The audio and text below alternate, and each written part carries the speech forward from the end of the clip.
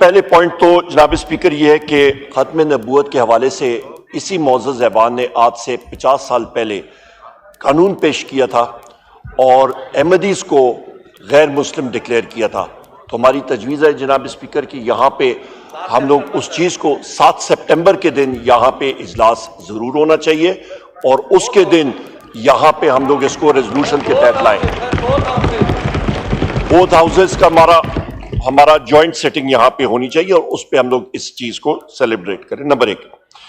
दूसरी चीज जनाब स्पीकर यहाँ पे बहुत अहम है कि आज बड़ी तशवीशनाक एक चीज मैंने अखबार में पढ़ी है, डॉन अखबार में है, और इस पे मैं तजवीज़ भी पहले मैं तजवीज़ देता हूं और फिर मैं पढ़ के सुनाता हूं जनाब स्पीकर कि हाउस अंडर रूल 244(5)B और 245 के तहत एक स्पेशल कमेटी बनाए। और उसकी वजह यह है जनाब स्पीकर कि यहां पे वाज़े तौर पे लिखा हुआ है कि आपके ऑडिटर जनरल ऑफ पाकिस्तान ने फाइनेंशियल इरेगुलरिटीज डिफेंस सेक्टर के हवाले से उन्होंने उसकी निशानदेही की है और ये कोई छोटी अमाउंट्स नहीं है। ये तकरीबन आप समझें जनाब स्पीकर कि डिफेंस सर्विसेज में उन्होंने वाज़े तौर पे लिखा है कि जो खरीदारी हुई है उसके अंदर सही प्रोटोकॉल फॉलो नहीं किया गया, आपके वेंडर्स जो हैं वो आपके फॉलो नहीं किया, उनको नहीं सेलेक्ट किया गया या उनको नहीं लिया गया आपके पेपरा रूल्स के तहत। उसके बाद जनाब स्पीकर आपका तकरीबन ये अमाउंट जो है ये 1.563 ट्रिलियन यानी कि 1553 अरब रुपए जो हैं वो एलोकेट किए गए थे और ये ज्यादा किए गए 1592 अरब बनाए गए थे सप्लीमेंट्री ग्रांट्स के बाद। और इसके ऊपर भी ऑडिट ऑब्जेक्शन बहुत ज्यादा आई हैं और ये मुतवातिर कई सालों से आ रही हैं। और सबसे अहम चीज जनाब स्पीकर ये यहां पे ये लिखी गई है कि आपके पब्लिक अकाउंट्स कमेटी में उन्होंने लिखा है जनाब कि इन्होंने 372 पब्लिक अकाउंट्स डायरेक्टिव्स के जो यहां से इशू हुई है पब्लिक अकाउंट्स कमेटी की, सिर्फ 109 पे कंप्लायंस हुई है और जो बाकी भी फॉर्मेशंस में आपके मुसल्लह फौज के या आपके मिनिस्ट्री ऑफ डिफेंस के फॉर्मेशन लेवल पे भी बेतहाशा इरेगुलरिटी सामने आ रही हैं। और ये मैं समझता हूं कि जिन साहब जो ऑडिटर जनरल ने ये किया है उनको हम लोग सराहते हैं कि बाकायदा उन्होंने एक एक चीज इसके अंदर देखी है। और यहां पे जनाब स्पीकर मैं समझता हूं कि ये सिर्फ पब्लिक अकाउंट्स कमेटी के जुमरे से निकल गया है, उन्होंने अपनी फाइंडिंग्स दे दी हैं, पर दूसरी तरफ defence committee of the national assembly वो एक दूसरा काम करती है। यहां पे एक स्पेशल कमेटी चाहिए होगी जिसका मैंडेट बड़ा फोकस्ड होगा और वो आप बना सकते हैं जनाब स्पीकर कि ये इरेगुलरिटीज जो पूरा प्रोक्योरमेंट प्रोसीजर है, जो आपकी कंप्लायंस है फॉर्मेशन लेवल तक, उस पे क्या कुछ हो रहा है उसके ऊपर नजरसानी होनी चाहिए और उस पे रेक्टिफिकेशन होनी चाहिए क्योंकि वास्ट अमाउंट्स इन्वॉल्व है। इसके साथ साथ जनाब स्पीकर इस बात को भी मैं हाईलाइट करना चाहता हूं कि जस्टिस जहांगीरी साहब इस्लामाबाद हाईकोर्ट के जस्टिस हैं, उनके डिग्री के ऊपर जो ये सिलसिला चल रहा है हम लोग इसको कंडेम करते हैं और ये डायरेक्ट इंटरफियरेंस है और दबाव है जुडिशरी के ऊपर, जिस तरह इस्लामाबाद के 6 जजेस के ऊपर था। जनाब स्पीकर यहां पे एक और अहम सिलसिला है और इसके ऊपर भी आपकी जो स्टैंडिंग कमेटी ऑन लॉ है उसको एक्शन लेना चाहिए और इंडिपेंडेंस ऑफ जुडिशरी को हम लोग इन्फोर्स करेंगे तो मुल्क में रूल ऑफ लॉ होगा। रूल ऑफ लॉ होगा, आइन और कानून की बालादस्ती होगी तो मुल्क तरक्की करेगा। जनाब speaker article 370 Indian foreign minister ने इसके बारे में बात कही है और हमारे फॉरेन ऑफिस की तरफ से कोई रिस्पांस या गवर्नमेंट की तरफ से नहीं आया और वो था जनाब के डायलॉग अभी खत्म कश्मीर के ऊपर। जनाब स्पीकर ये इतना अहम मौजू और इतनी अहम चीज इंडिया के फॉरेन मिनिस्टर ने बात की है और यहां पे हम सुम्मुन बुकमुन बैठे हुए हैं, ना कोई रिस्पांस, कबूतर की तरह हमने अपना सिर जो है वो रेत में डाला हुआ है। इमीडिएटली फॉरेन मिनिस्टर को आके यहां पे पॉलिसी स्टेटमेंट देनी चाहिए थी। जनाब स्पीकर, यहां पे मैं बात करता हूं इनफोर्स्ड डिसअपीयरेंसेस की।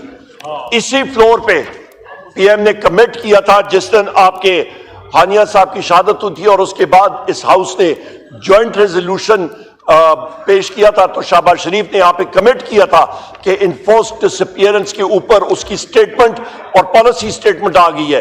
कितने दिन कितने हफ्ते गुजर गए जनाब स्पीकर, कोई उस पर नहीं आई। या तो हमें बता दे कि वो बेबस है, उसके हाथ में नहीं है, और वो यहां पे पॉलिसी स्टेटमेंट दे। दूसरी चीज जनाब स्पीकर, यहां पे ये भी मैं कहता चलूं कि आपका वजीर आजम इमरान खान साहब के जेल के हवाले से जहां पे बात हुई थी, जो हुकूमत के मेंबर्स ने यहां पे बात कही थी, वो निहायत अफसोसनाक, जो आपके प्लानिंग मिनिस्टर ने और एमएनए हनीफ अब्बासी ने बात की थी, निहायत अफसोसनाक। वजीर आजम इमरान खान साहब ने ना एनआरओ लिया, ना वो कभी लेंगे। एनआरओ लिया तो इन लोगों ने लिया, इस वक्त जनरल मुशर्रफ के कहने पे भी गए थे, और उसके बाद भी जो एनआरओ 2 आया था, बकायदा ये लंदन प्लान और जनरल बाजवा के साथ इन लोगों ने एडमिट किया टीवी प्रोग्राम्स पे, और उसके तहत वजीर आजम इमरान खान साहब की हुकूमत को हटाया गया था प्लान के जरिए, और आज हम लोग पूरा मुल्क उसका खुमियाजा भुगत रहे हैं। जनाब स्पीकर, आखिरी 2 पॉइंट्स में कहूंगा कि वजीर आजम इमरान खान साहब की नॉमिनेशन ऑक्सफोर्ड यूनिवर्सिटी के चांसलर के हवाले से हमारे ओलंपियन गोल्ड मेडल्स लेके आते हैं, उसको हम लोग सेलिब्रेट करते हैं। वजीर आजम इमरान खान साहब चांसलर ऑक्सफोर्ड यूनिवर्सिटी के बनेंगे, पाकिस्तानी है, मुसलमान है अल्हम्दुलिल्लाह, और वो वहां पे जाएंगे तो मुस्लिम दुनिया की और पाकिस्तान की इज्जत बढ़ेगी, और 800 साल हिस्ट्री में पहली बार होगा।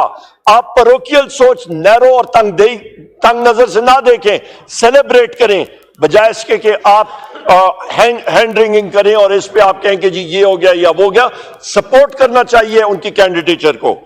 जनाब स्पीकर, यहां पे बात हुई अफराद ज़र पे, यहां पे मिनिस्टर ऑफ स्टेट इंफॉर्मेशन ने बात की, तो जनाब स्पीकर, इन्फ्लेशन का पहले मुझे फॉर्मूला तो बता दें, मेजर कैसे करते हैं। कंज्यूमर प्राइस इंडेक्स के बारे में बात कर रहे हैं, होलसेल सेंसिटिव प्राइस इंडेक्स के बारे में। और दूसरी चीज, सबसे इंपॉर्टेंट चीज ये होती है जनाब speaker, inflation rate of change होता है। आपकी इन्फ्लेशन, आपकी महंगाई कम नहीं हुई, आपकी महंगाई बढ़ रही है, बेस इफेक्ट है। और उसके साथ साथ आप यहां पे जब ये बात कर रहे थे, खुद भी मुस्कुरा के बात कर रहे थे, खुद भी जमीर इनका मुतमईन नहीं था कि जो मैं बात कर रहा हूं सच कर रहा हूं। यहां पे जितने लोग यहां पे बैठे हैं पूरे इस ऐवान में, ऐवान के इस साइड पे, इस यहां पे आपके गैलरीज में, इनसे पूछे महंगाई कम हुई है या क्या हुआ है। कल मैं अपने हल्के में बैठा हुआ था जनाब स्पीकर, खातून का वहां पे मुझे बता रहे थे उसका बिल 35,000 रुपए आया। खानपुर शहर की मैं बात कर रहा हूं, मेरे हल्के में, वहां पे खातून का वो केस है जनाब, वो अपने घर का फर्नीचर बेच के वो बिजली का बिल अदा कर रही हैं, और वो गलत मुआहदों की वजह से मुस्लिम लीग नून ने वो गलत मुआहदे किए थे, टेक और पे के फ्रंट लोडेड कॉन्ट्रैक्ट्स। आखिर में जनाब स्पीकर, मैं ये आपसे गुजारिश करूंगा कि डिटेल में आपने टाइम दिया, मैं इसका मशकूर हूं। आखिर में मेरी एक बात होगी कि जनाब स्पीकर, आपसे और आपके सेक्रेटेरिएट से ये डायरेक्ट क्वेश्चन मैं पूछ रहा हूं कि यहां पे कोई लेटर क्या आपके सेक्रेटेरिएट ने इलेक्शन कमीशन ऑफ पाकिस्तान को भेजा है कि वो नोटिफाई करें हमारे मेंबर्स को एज सुन्नी इत्तेहाद काउंसिल के या पाकिस्तान तहरीक इंसाफ के तौर पे, उसकी क्लैरिफिकेशन दे दें। और जनाब स्पीकर, इस पे आपकी रूलिंग्स ये क्लैरिटी के साथ चाहिए, बिलखसूस ऑन डिफेंस प्रोक्योरमेंट। और आखिरी चीज जनाब स्पीकर, आखिरी चीज ये मैंने पहले भी कही थी, मैंने मेंशन किया था कि जनाब स्पीकर, ये आपका कैनिबस का जो कल्टीवेशन और प्लांट आज के लेजिस्लेशन में भी आया हुआ है, लिस्ट में है, ये जनाब स्पीकर साइंस एंड टेक्नोलॉजी में था। डिफेंस का इसके साथ क्या ताल्लुक, मैंने उस दिन भी पूछा था, क्या हम लोग भंग के गोले बना के आगे बरसाएंगे, इसका ताल्लुक कैसे क्या है जनाब speaker. Let it remain in science and technology, जहां पे इसका जो पेरेंट मिनिस्ट्री है या जहां पे इस वक्त उन्होंने रिजाइड किया है वहां पे इसका काम है। जरूरी इसको हम लोग कहीं और पे लेके जाएंगे। बहुत शुक्रिया जनाब स्पीकर। जी, मैं एक तो ये जो आपने पीएससी की रिपोर्ट